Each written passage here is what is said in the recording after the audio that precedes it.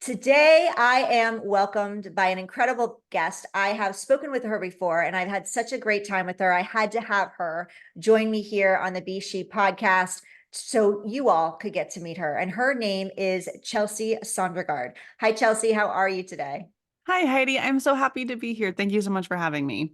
I am so excited to have you and dive into conversations. We've had a little chat in the background before we got started. We've already had some fun, so I'm really excited to continue the journey and the fun with you here. But before we do, I'm going to do a quick introduction around Chelsea so you can all get to know a little bit about her. Chelsea started her career in the health and exercise field as a group fitness instructor and personal trainer. While her background in education is in exercise science, she had a desire to help people more than just in their physical health. She combined her interest in personal development with wanting to help people live healthier lives with less stress to create her self-care focused coaching business, Chelsea D Coaching, and her podcast, the Mindful Self-Care Podcast. Her mission is to empower busy, high-achieving women to put themselves first so that they can have the energy to show up as the best version of themselves each and every day. When she's not working on her own businesses, you can find Chelsea teaching Pilates and barre, curled up with a book, or playing with her dogs.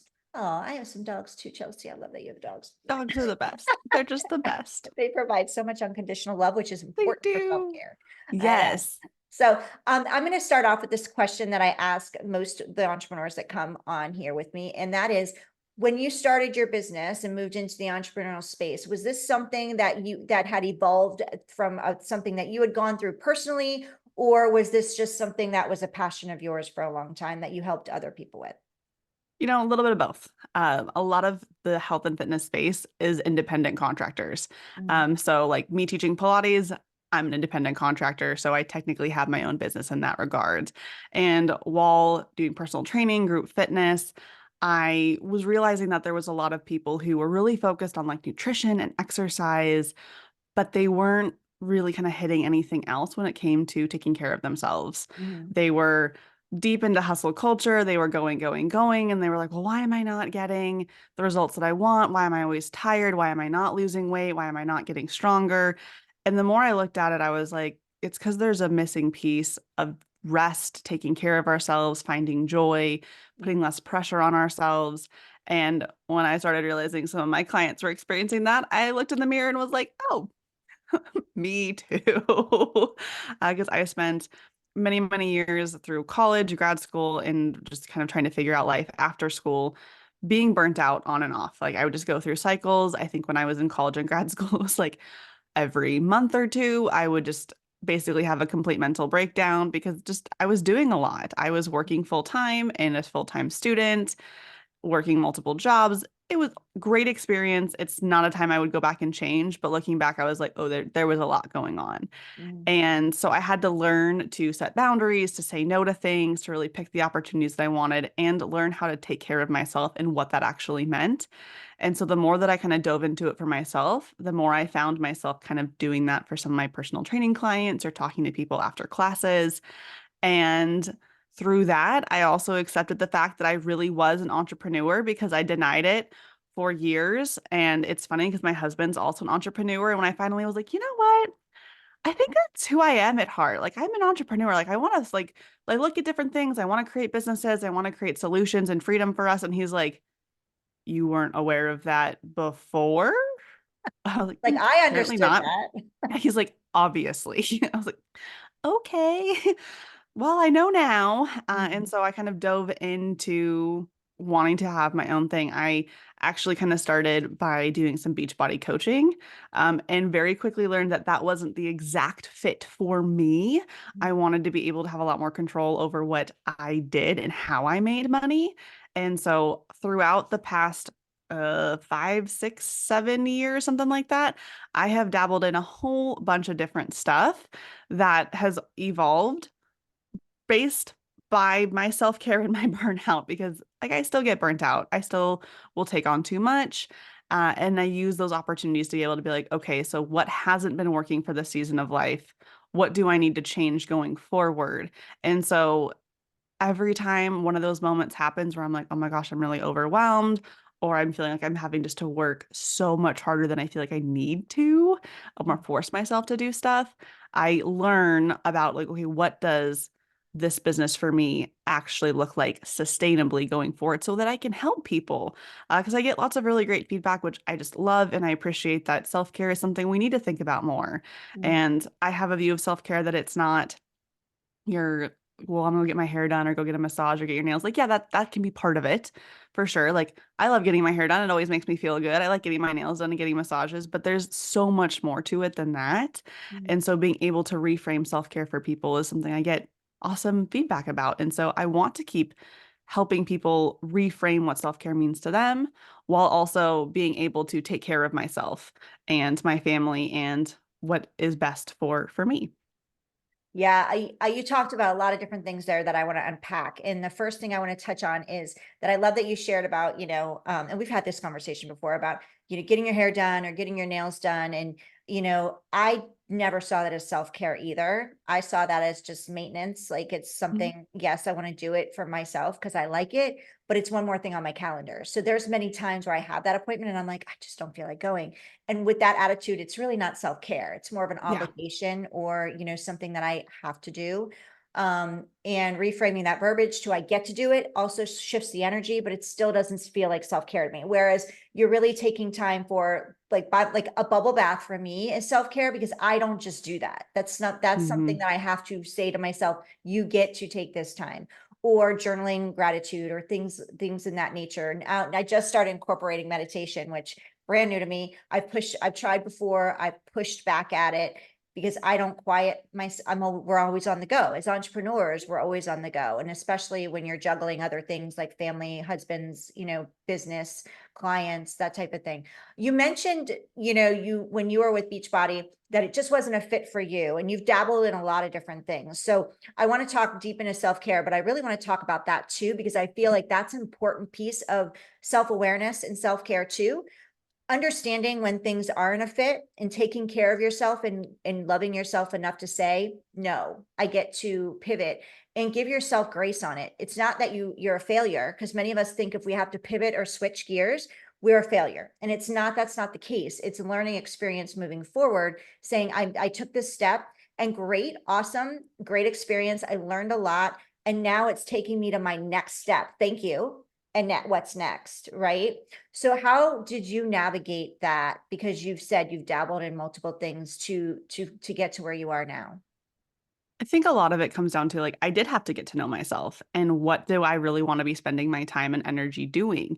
And so, like, for years, I'd seen Beachbody coaches on social media, and I just knew forcing kind of nutrition on people is just not within my philosophy. It's not within kind of what I view as what I want to be preaching when it comes to health and fitness. Neither is like focusing only on weight loss. There's lots of other health and fitness goals. Weight loss is not a bad one, but there's just lots of other things. And so with my philosophy, it just didn't seem to quite fit. So I had a lot of kind of pushback with it just internally, but I love their workouts. I taught Pyo and Turbo Kick for years. Like their workouts are spectacular. And so I was like, okay, like maybe I'll try it. Well, I guess wanted the experience. It was just kind of that little nudge, and it really kind of got me going into starting to commit to being an entrepreneur. It made me kind of start looking a lot more into, okay, what other opportunities are out there for me to help people in ways that feel good to me. And with Beachbody, the way that at least it worked when I was doing it many, many years ago, you made money by people either signing up for you to like be another coach under you or by like buying their supplements that would come in like every month, that like kind of subscription type style thing. And those were just things that I don't know, just didn't sit well with me. They just didn't align with me. Again, loved their workouts, but like just selling their workouts didn't make me very much money. And so again, there was also this piece that I was missing. Like I was doing personal training and group fitness in addition to that. And so it just felt like the same thing. I just felt like I was missing something. And so I started looking into like, okay, well, ebooks or courses where I could not only tell people how to take care of themselves health and fitness wise Mm. on that more physical level, but start diving more into that self-care. Like, are you forcing yourself to do way too many things? Are you not setting good boundaries? Are you saying yes to everything instead of saying no to things that you just really don't want to be a part of, you don't want to do? And just allowing yourself time and space to sit and relax and do things that just bring you joy just for the purpose of it bringing you joy, not because you feel like you're being productive and Mm. something that you have to do. And so that I dove into doing some different courses, did a whole bunch of those launches, like one-on-one coaching type stuff. And then I just kept seeing more and more like coaches, full-time coaches on social media. And I was like, oh, I'm going to be one of them. Like, I'm going to sell so many coaching spots. I'm going to make so many thousands of dollars. And it never really, for me, hit the amount of success that I necessarily really wanted. And so then I kept trying. I kept trying. I would be like launching coaching spots, launching courses. And I mean, I'd had people sign up. I had people do my courses, and it was fun and it was enjoyable, but it just never quite ended well for me in the way that like I would always get really tired and burnt out and I'd be like, I have to launch again. I don't want to. I just didn't want to have to show up on social media all the time or put myself out there in that way. It felt really draining. And so I would kind of reflect on that of like, okay, well, how many hours a week do I really want to give people to show up to talk to them? Because I'm an introvert, which can be really surprising to some people because I spend most of my working time talking to people on podcasts or talking to people while teaching group fitness and teaching Pilates. And so it's a very extroverted part of a job Mm. when in the end, I like to be able to sit and not have to talk to anybody for a good part of my day, a good part of my week.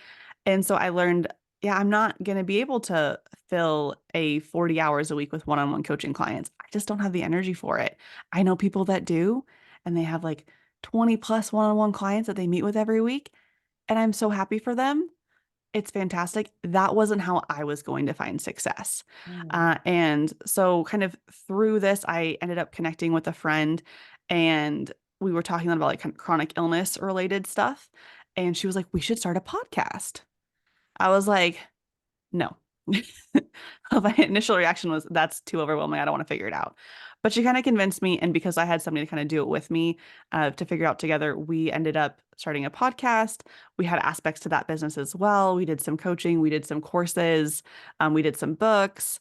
All of that was fantastic. And then it just ended up being something that between the two of our schedules, because we both had other stuff going on, other work, other families, it just wasn't a fit in the way that we both kind of wanted it to be after a period of time. Totally fine.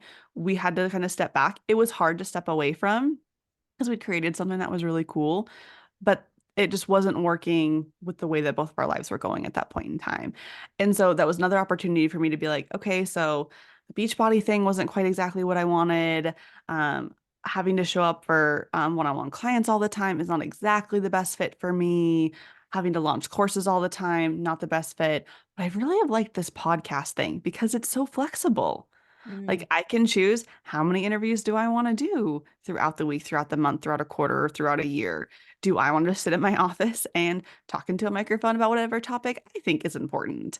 And it's really flexible. I can sit here for 3 hours and get a ton of episodes done and then not touch it for 3 months if I want to. And I loved that. I loved being able to speak about topics that I felt were important, connect with people like you, Heidi, and be able to share their stories.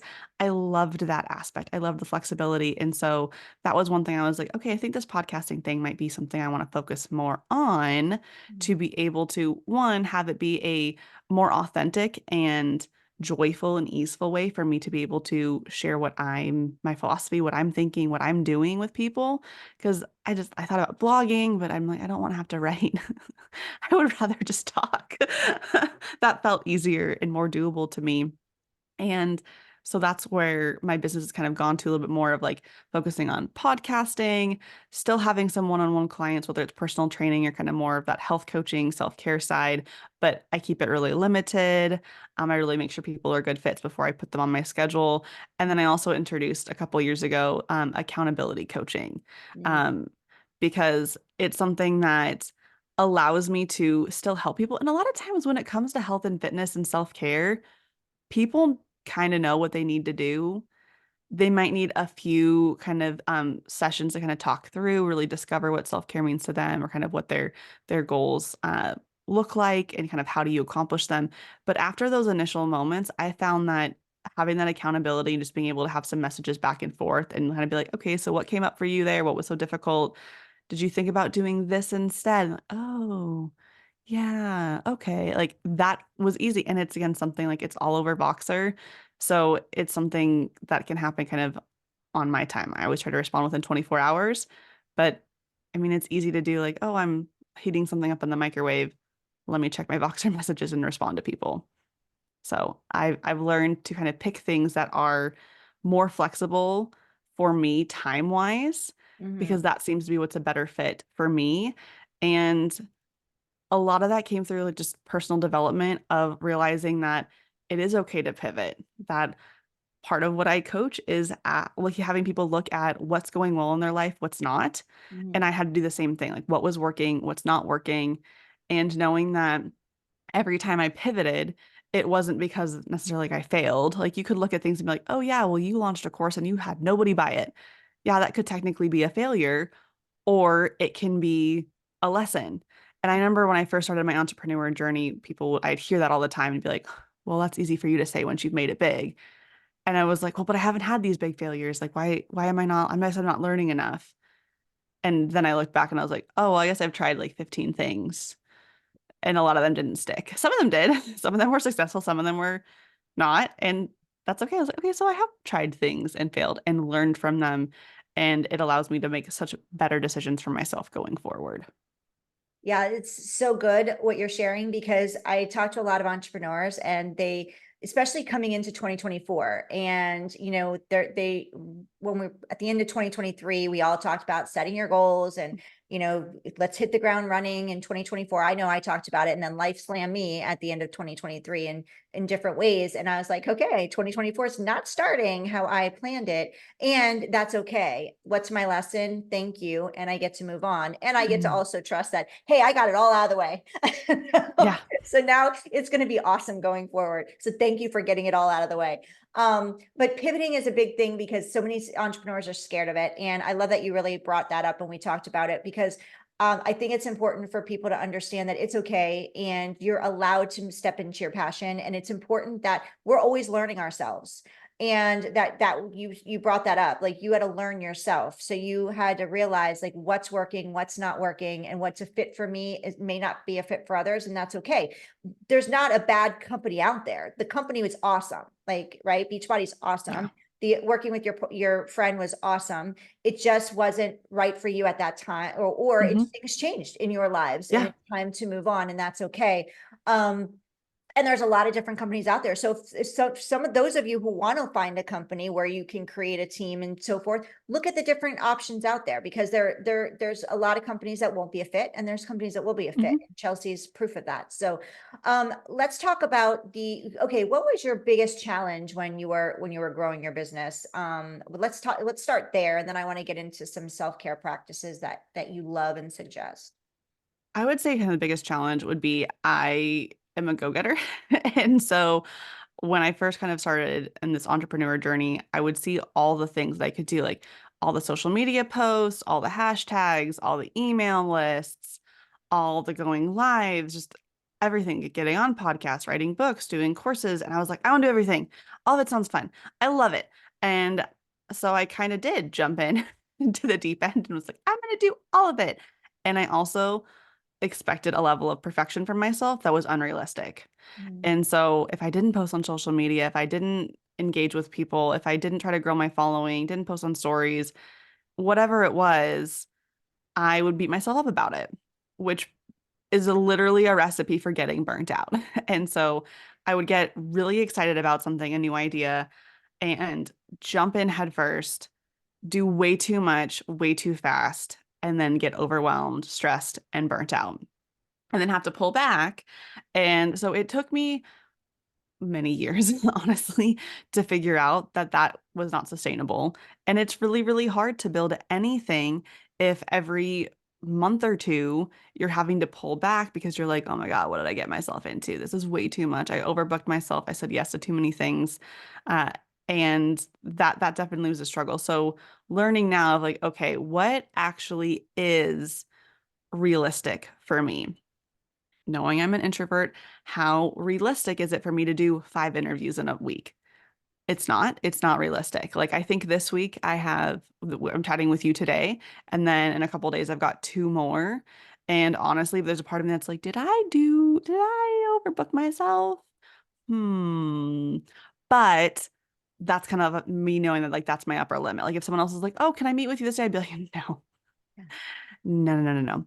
And that's been the biggest struggle, I think, is the burnout going back and forth, which again is ironic because I teach people self-care and to try not to get burnt out and stressed. But I think the fact that I kind of keep going through that in different ways also helps me be a better coach because I know what it feels like.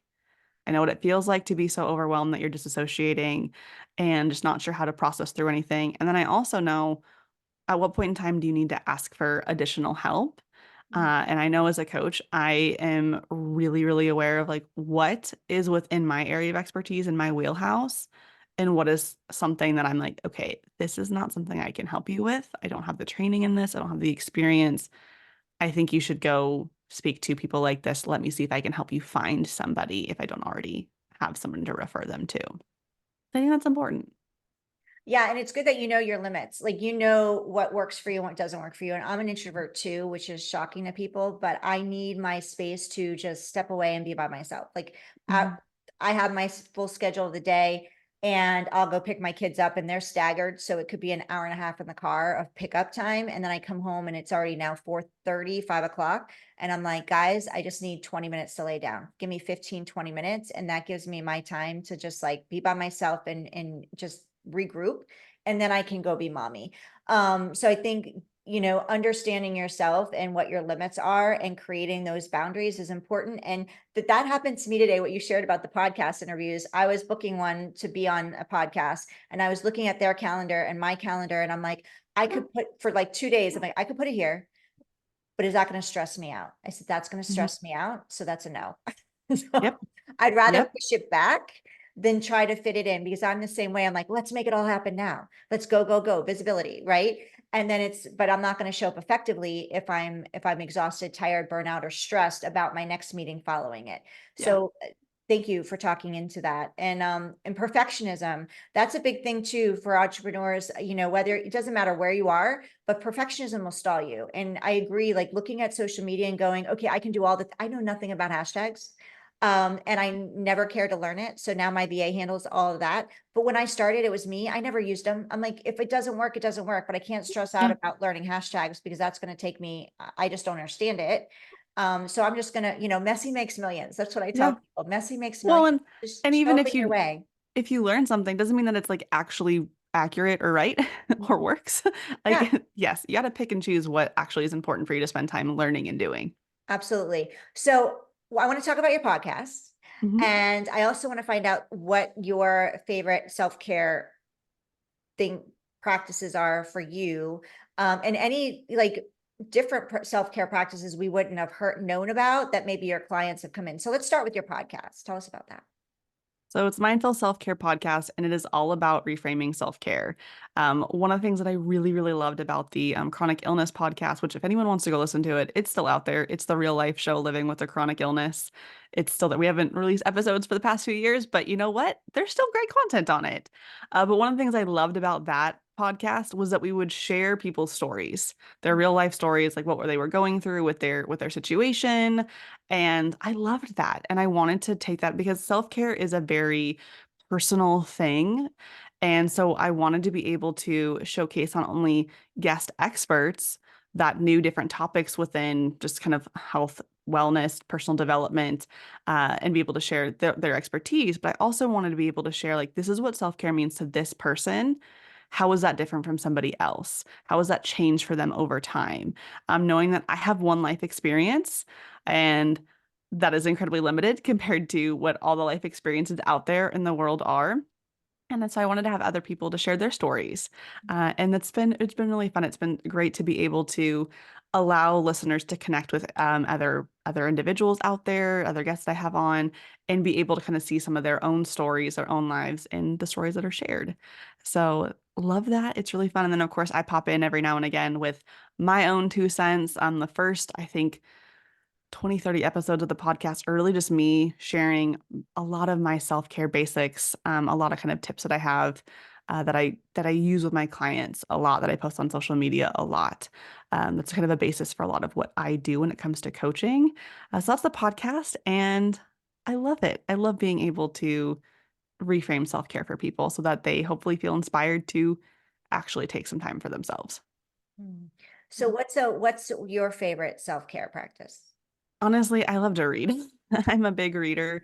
And I think that kind of goes back to like being an introvert.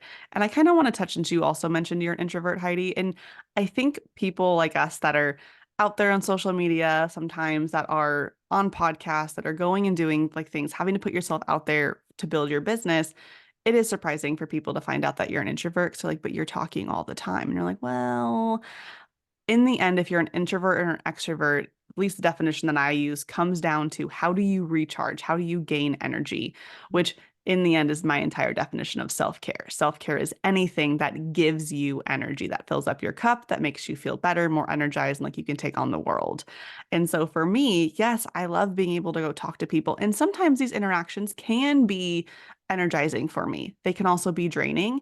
And so I kind of got to be aware of that balance. For me, it's kind of there's this upper limit of how many Pilates clients and classes I can teach during the week, how much bar I can teach during the week, how many one-on-one clients I have kind of mentioned, how many interviews that I can do, because there just becomes a point in time where I'm like, I am so tapped out. I can't do this anymore. Mm. And so kind of being aware of that, but being able to find kind of those quiet times. And I've always been a big reader. And so being able to find some quiet time by myself to just sit and read. And I am very fortunate that I married an introvert. So when I'm drained, I can be like, look, I don't want to hang out with you tonight. He doesn't take it personally. He completely understands. He does the same thing to me often. And so I can go sit on my little corner couch and read my book and be able to recharge. But in the end, besides reading being one of my kind of go-tos for self-care, I ask myself, what do I need right now? Like, what is going to help me feel better? How am I feeling right now? Like the other day, I was feeling anxious and stressed and overwhelmed. And I was like, okay, what about these feelings? Like, what's causing them? Can I pinpoint it? And sometimes it's really hard to be able to be like, oh yeah, X, Y, and Z is stressing me out. And I was realizing that in that moment that the anxiety, the overwhelm, the stress was coming from the fact that for the past couple of weeks, I had been putting off some different tasks. I've been procrastinating them and they were hanging over my head. And so I was like, okay, I just need to suck it up. I just need to do it. So I looked at my list and I was like, okay, what's something that is not completely overwhelming, but like take something off the list that makes me feel like I can kind of start some momentum. And it was cleaning my house. I needed to clean. And so I put on a podcast, put on some music, listened to whatever kind of felt like listening, kind of changed over the course of a couple hours. I got my house cleaned up. And then from there, I was like, okay, what's something else on the list that's kind of been hanging over my head that I just don't want to do? And let's get it done. And so did I get everything on the list done? No, because I got tired and kind of lost some steam, but I got a lot of the things done to the point that the stress, the overwhelm went away. Now, Mm. there are lots of other times that I will feel that overwhelm, that stress, that anxiety. And it's not so much from, oh my gosh, I have so many things to do. It's more from the, I have been doing too much and I need to take a step back and I need to kind of pause and do something like more quiet for myself. I need to take a bubble bath. I need to sit outside. I need to just sit and read for a couple hours, do something kind of fun and relaxing for me. And it's not a perfect system. It's not a perfect question to ask because you do have to get to know yourself. And I think that's one of the hardest parts about starting kind of a self-care journey is we live in a society where we don't listen to our bodies, we don't listen to our minds, we don't listen to our souls very often. And we just kind of just shove all that down, just keep doing the things we're supposed to be doing. Mm. And so when you first start asking yourself, what do I need? Why am I feeling this way? What can I do to kind of help me feel a bit better? Sometimes you might not have the answers to those questions, but guess whatever kind of your gut instinct is kind of telling you, go in that direction. If it makes you feel better, great, learn from it. If it doesn't, you picked the wrong thing and that's okay. You also learn from it. Like it'll be all right. It's a process, but those are kind of my like go-to self-care questions that help me kind of direct like what do I need to do for myself. And sometimes it's like I just don't feel good about myself and I need to actually like get dressed and stop wearing sweats and I need to put some makeup on and do my nails and do my hair and maybe like meet some friends for dinner or drinks or something just to like do something a little bit kind of nicer for myself in that way and that can be the boost that I need to. Oh, so good. What do you said something and I want to, it'll come to me. It was at the beginning of this segment, but it was so good. And I love that you brought up like going out with friends because Mhm. for me, yeah, I just started, my goal is to read a book a week and a book a week and I hit it. And then I kind of, one's taking me a week and a half to 2 weeks. Mhm. But I mean, that was something I added on, but I love that you said, like, I love getting dressed up too, like Mhm. dressed up and getting, sometimes we just need to be in like, I have a big onesie, warm PJs that I wear. And I did that all day Sunday and I didn't feel guilty about it. Yep. People ask me to go out. I'm like, no, I just want to stay home today and get Mhm. stuff done. And when I want to sit on the couch, I want to sit on the couch. When I want to go do something, I want to go do something. That was my self-care that I was giving myself that day. Mhm. And sometimes just getting dressed up and feeling pretty is another version of self-care. So self-care can look different, which is why I'm loving having you on in this conversation, because self-care can look so many different ways and let it do you. Like when it comes to self-care, Mhm. do you. And yes, we can all give you advice on what's to do for self-care, but at the end of the day, do what makes you feel good. And I love, oh, you said check in. Like I like that you self-awareness. You brought up self-awareness. So my takeaway from our conversation today is self-care equals self-awareness. And the more that we prioritize, and as hard as it might be, especially for women, as hard as it might be to say, you know what, I get to take some time for me, whether that's 5 minutes, 20 minutes, or 2 hours, or a full day, right? The more we do that, the more self-aware we're going to become, because we're going to start realizing those feelings, those emotions that are coming up. And then we get to check in and go, okay, why am I feeling this angst? Why am I feeling this sense of overwhelm? Let me check in and go, okay, what do I need right now to move through that? And I love that you talked into that.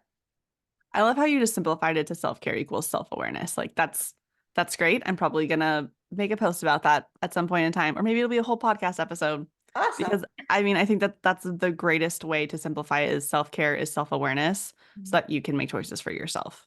Yeah. And every time we practice, like we prioritize self-care a little bit, we're getting to know ourselves better and we're Mhm. becoming more in tune with the feelings, and we can shift out of that faster. The more aware we are, the faster we can shift.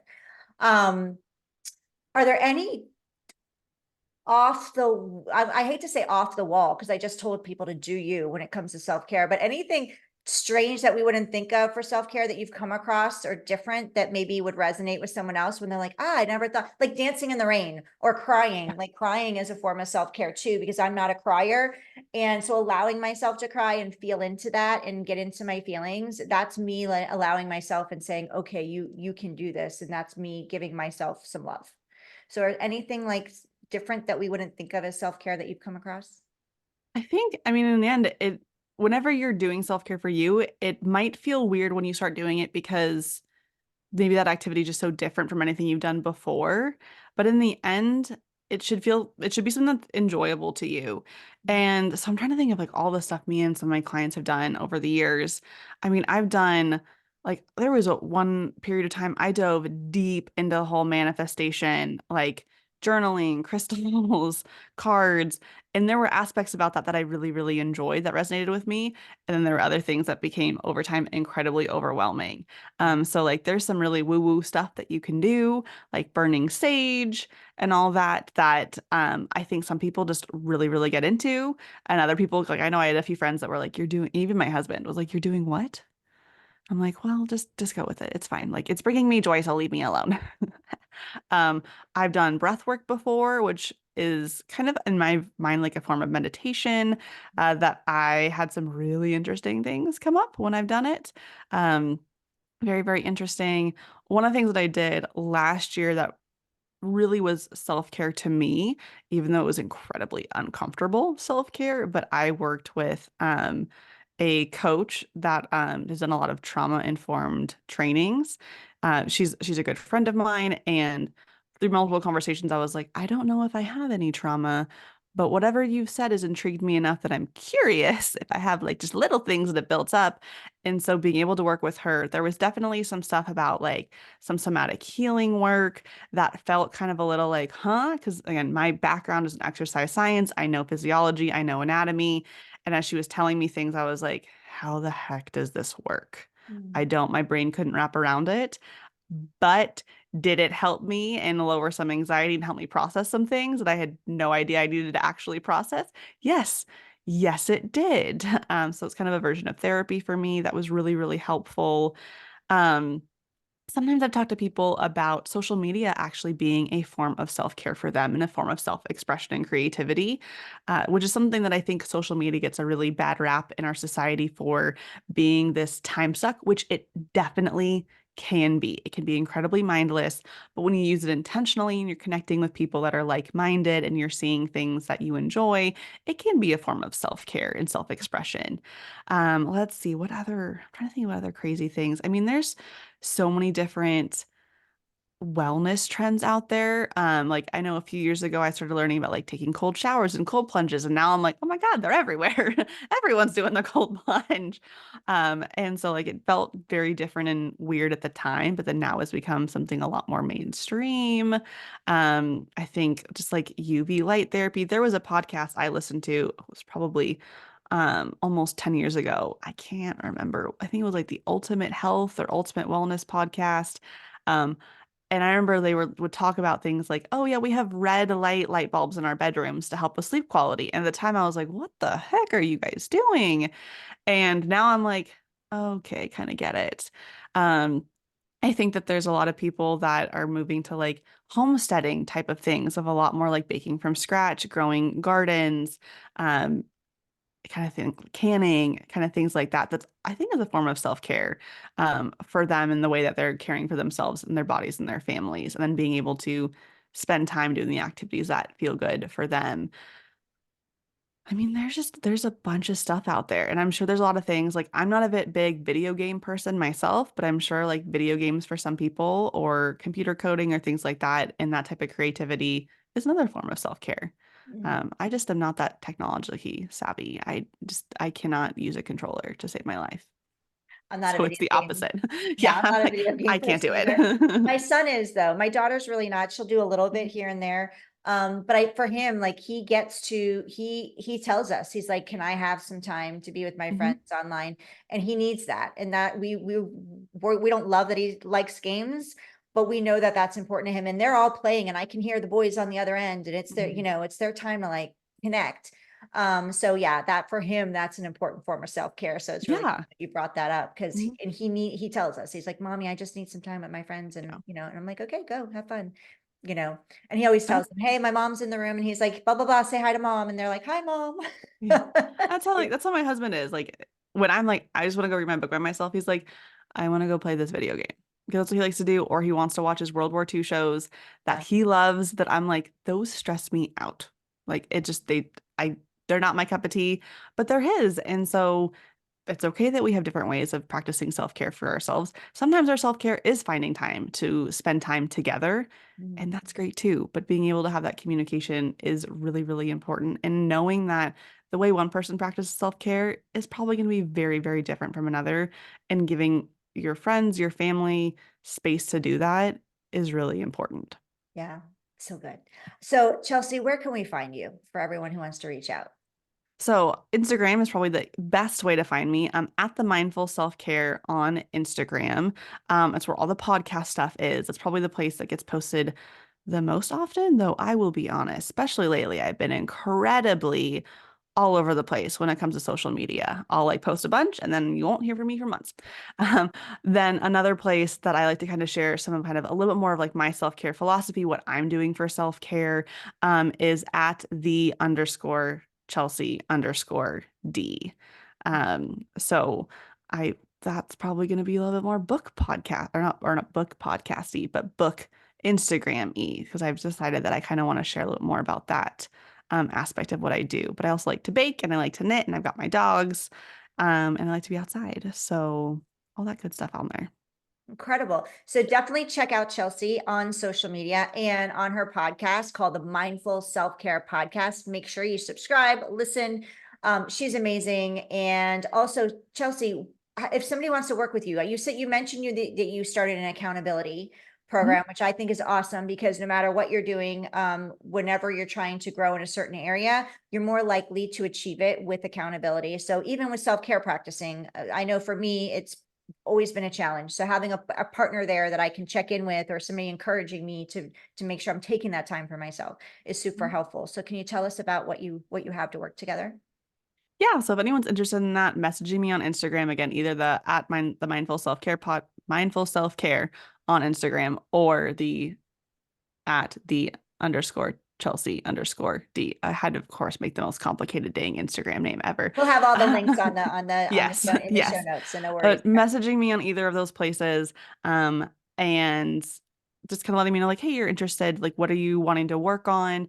I always meet with people one-on-one, kind of on a video call because I want to get to know you and your goals, and I want to make sure that the things you are working on is something that I have the tools to help you with, because I never want somebody to be giving me money if I'm not going to honestly be able to give them the support that they need and the expertise that they're looking for. And then from there, we just kind of talk on Voxer back and forth, as long as or you can respond to, bleh, you can send me messages as much as you want to on there, and I will always respond within 24 hours. I try to look at it multiple times a day so that you're not having to like sit there in crisis being like, what's going on with this? But there's that, and it's simple, it's effective, and it's a tool that I think has been really great for some of the clients that I've been able to work with. And then yeah, it's normally $75 a month, and I think I can't remember what discount I said I'd give all of your listeners. But if you just say that you came from the Heidi podcast, you found me from Heidi, then you'll get the discount. Yeah, it's a 15% discount. It's a 15. really good discount. Perfect. Yeah.